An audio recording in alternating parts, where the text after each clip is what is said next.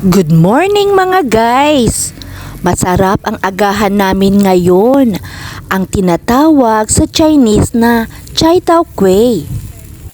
Sikat ito na pagkain at inihahain sa hapagkainan sa mga Chinese. Sikat ito mga guys sa Taiwan, Singapore, Vietnam, Indonesia at Thailand guys. Fried or steam ang pagkakaluto.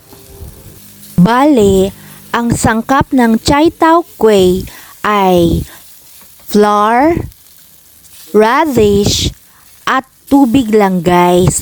Pwede mo ring lagyan ng taro para mas masarap.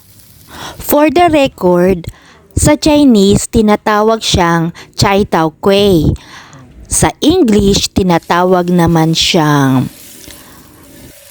turnip or carrot cake guys.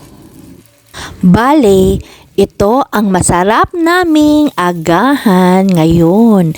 Ang ginagawa ko guys is piniprito ko para maging crispy siya guys. Hindi masyadong crispy pero ganyan ang pagkakaluto ko.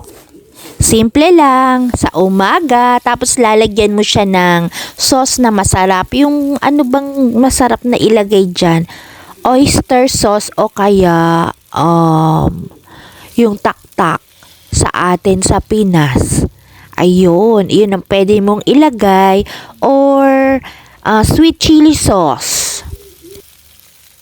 Siyempre, hindi nawawala ang kapartner niya lagi na kape or milk tea.